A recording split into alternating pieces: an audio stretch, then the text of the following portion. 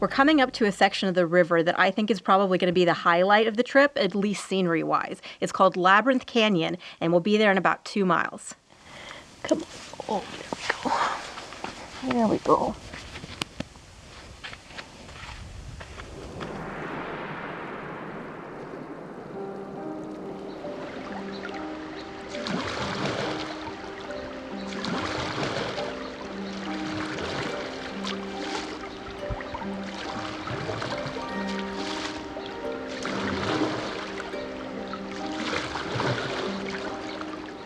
It's readily apparent the country ahead is becoming much rougher and the cliffs noticeably higher.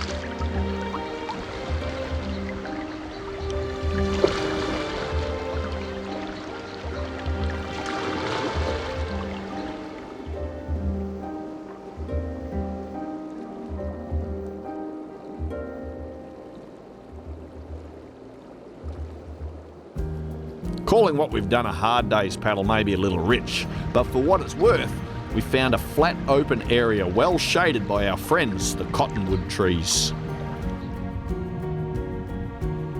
So far we've barely seen another soul out on the river, but surely that is not the last. And as this is a spacious camp, we prepare for company and select a spot out on the fringes of the main area.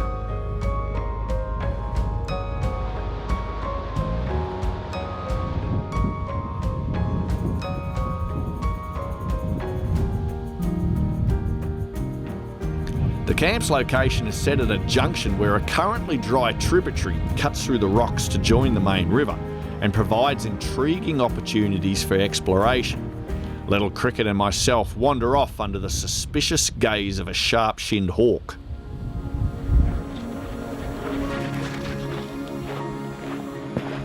Deeper into the gorge we find no evidence of prehistoric occupation or any creatures, yet the mighty cliffs and wonderful scenery more than compensate. Eventually night falls and no guests arrive, leaving us alone in the rocky wilderness. As Summer prepares dinner, Cricket and Wobber catch up on a little nap time under a starry Utah sky.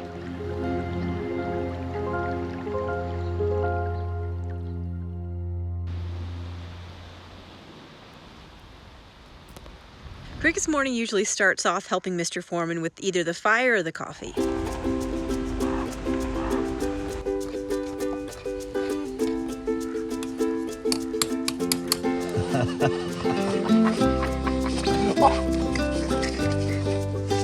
You're not helping. You're gonna get a flogging. Bites. Bite it.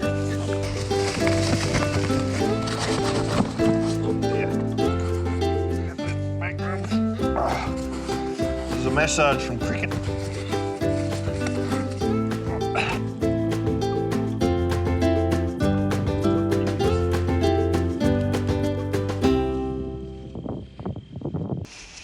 Rough wear, Cricket's life jacket.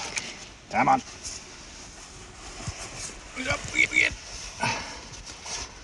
Forward looking good, dog. clip you in. Ready for business, eh? Oh.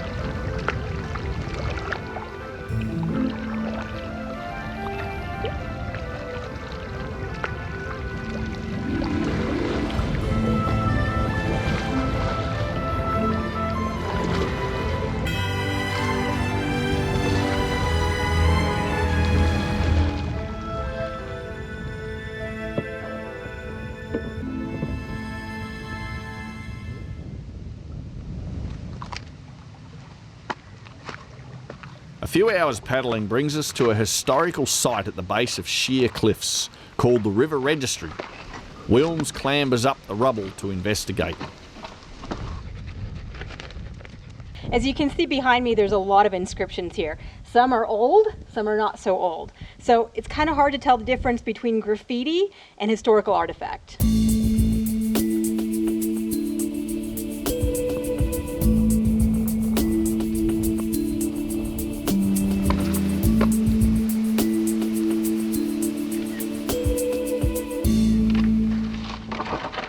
Summer's just checking out the River Register in that box there, taking photographs of the article inside for us to read a little later on, so we don't have to sit here in the hot sun. That's a good idea.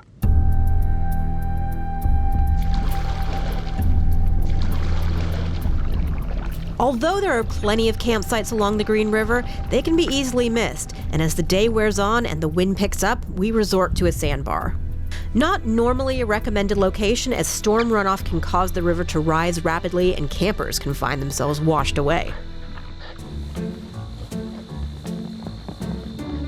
Cricket is quite the fan of a sandy beach and a game of ball, although the grittiness is a little distasteful. To our surprise, boats begin to drift by, several groups in fact. One of which sets up a small tent city at the far end of our sandbar.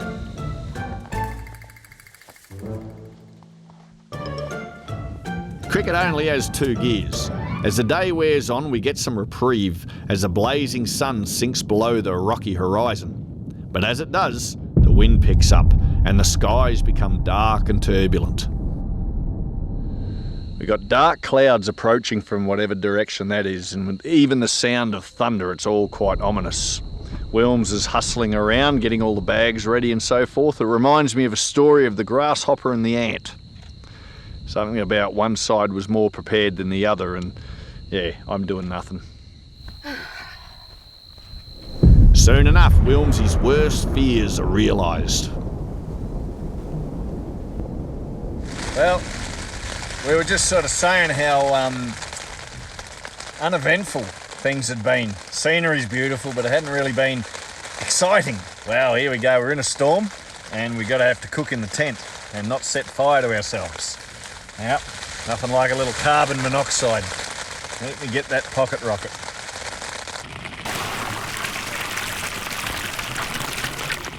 Poured a bit of water down there. There we go. What are you doing?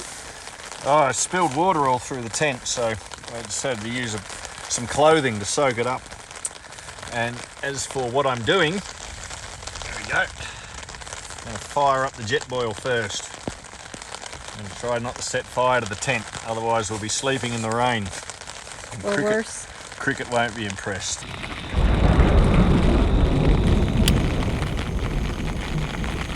I said hopefully those pegs hold, if this vegetable gives way. That's going to have to get the fire out quick, otherwise it'll be all over.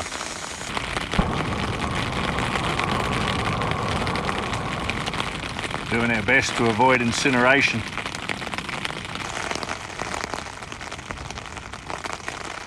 Delectable pasta spirals, rock peas and mushrooms. Oh yeah, this bowl's filthy. This must be yours.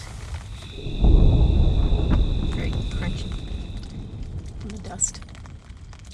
Well, there's nothing like a camp on the beach. The tent's full of sand, I'm covered in sand.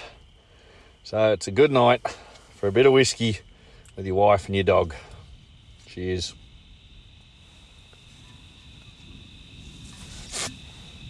Oh, there's not much left.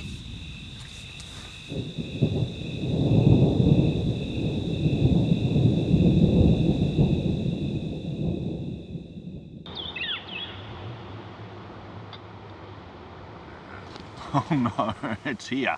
Oh no. Oh no! Oh, the sand went down. No! There's a little more sand in the tent. Our little tent survived its first storm, albeit only a little one. And our shelter, that would have been very nice to have, but our flimsy little sand pegs just weren't up for the job of holding it in place, and it was sent off to Texas with a big gust of wind. So we're just at the very beginning of what's called Bow Knot Bend, which is a huge sweeping arc that almost comes back in on itself and probably adds many miles to the river's passage. And that's what we'll be passing through today. We're guesstimating that if we take it slow, we've probably only got 2 days left on the river. Throughout the course of our expedition, we've been assisted by the downflow of the river. But this is now offset by an ever-increasing headwind ripping up the canyon. It's about now we arrive at the narrows of Bow Knot Bend. We've arrived at the base of the Bow Knot Bend saddle, and even though it's a little bit gusty, we're going to take a hike to the top and see what the views have in store.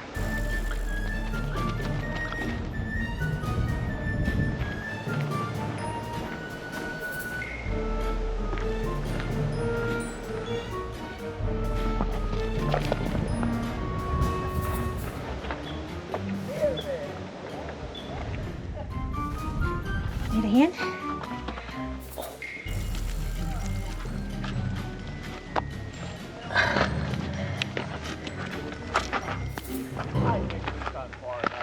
Our neighbors from last night at the sandbar are already up top. Once we arrive at the summit of the saddle, we make our way across the ridge where I discover an artillery box that calls for the obligatory sign-in.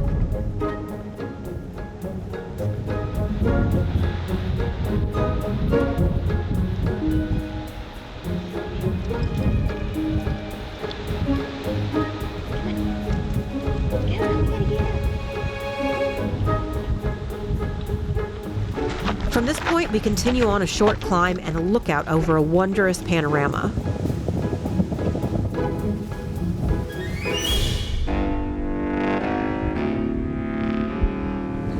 As we continue on our way, the wind has picked up considerably, making travel very difficult. We opt out from the unnecessary punishment and take the first reasonable campsite we find.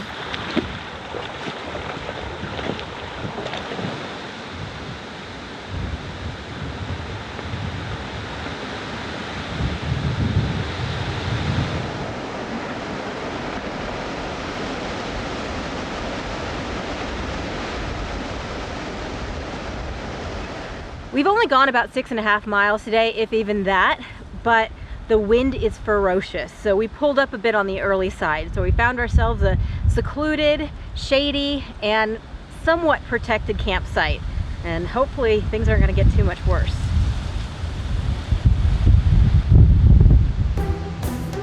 The water we brought with us is about depleted, so we resort to our new filter purchased in Moab.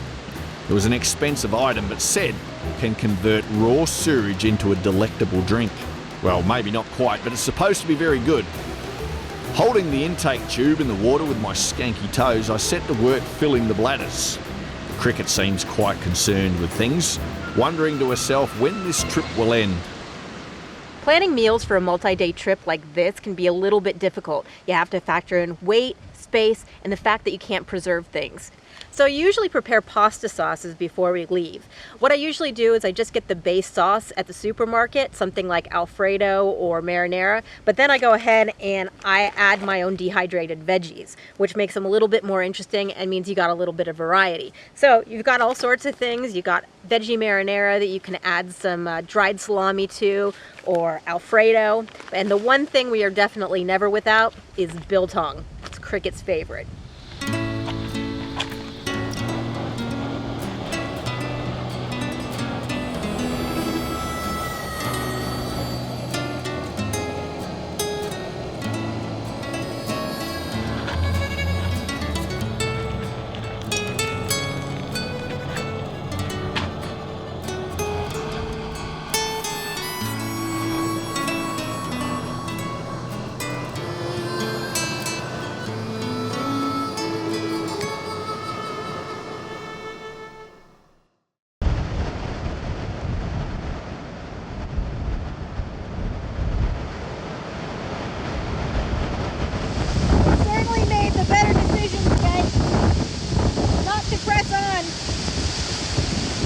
is horrible, and I don't think we would have made it very far in the canoe.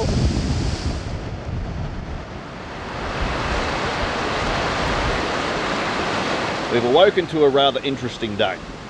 We have powerful gusts of wind sweeping through, heavy clouds in the sky laden with malevolence. There's potential for a storm, and our response to all this is to do nothing. We're going to sit here in our little thicket of oak and let the day and the storm, hopefully, pass us by.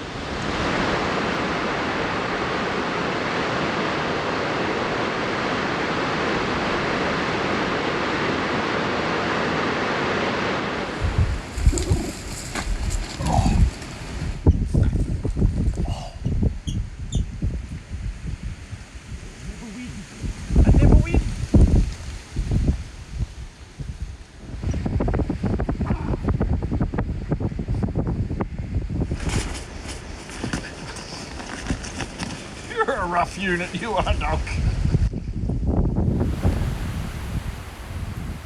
I don't really have an explanation for what we are seeing here. Well, I feel clean. Oof.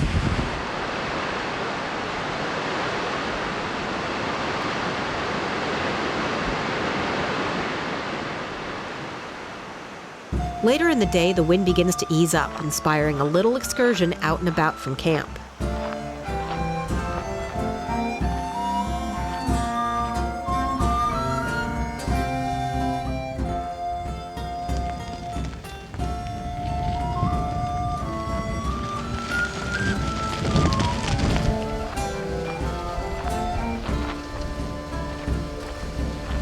Look at that, driven right into the rock. I have no idea what this is, but it's interesting. After the curious cable back down the road, we came across another unexpected find. Good job. Well, it's not exactly suited for living at the moment, but I'm guessing back in its day it was quite acceptable. Despite the rather pleasant views of the mountains here, you can also see that this shack has survived a fire that has ripped through this area here. I don't know how. Come very close.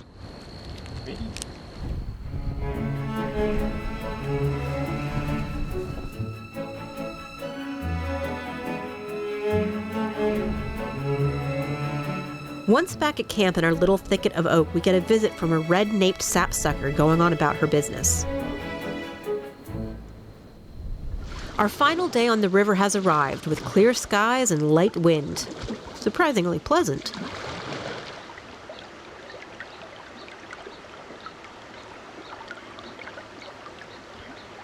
We've just pulled up at River Canyon. We're going to go see if we can find an old inscription.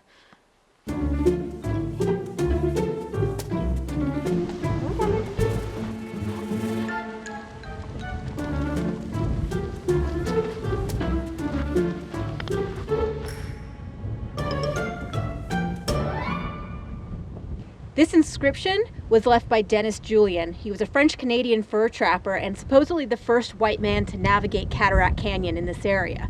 So you can see here, he left this in 1836, and then some asshole had to go and proclaim their love right on top of it. It's difficult to say. Maybe over the course of time, these newer inscriptions may be regarded as historical reference rather than mindless graffiti. Yet one certainty is that nicely paved roads and comfortable air-conditioned vehicles allow the lesser man, otherwise lacking the motivation and gumption, to access these remote and once difficult to reach places. Devoid of any real appreciation of where they find themselves, they feel free to defile these sacred locations, leaving behind their unsightly stains for others to lament, like a seagull shit on the pavement.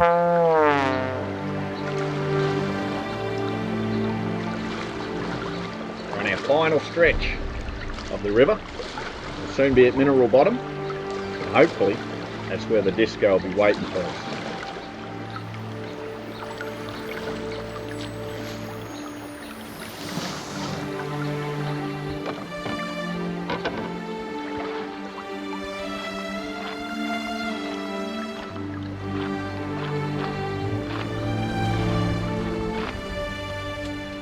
That's awesome. Right, Wilms, you ready to get out of here? I am, I'm exhausted.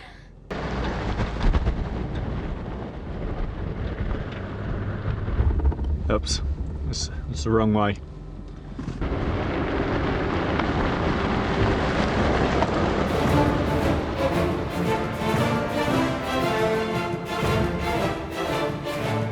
In the next episode, we're back on the dirt roads on a quest to find an old ghost town in the hills north of Moab, uncover a hidden valley rich in Native American artwork, and experiment with secret culinary techniques, transforming an iffy prawn into a tasty dish. Be sure to join us on the search for Sago.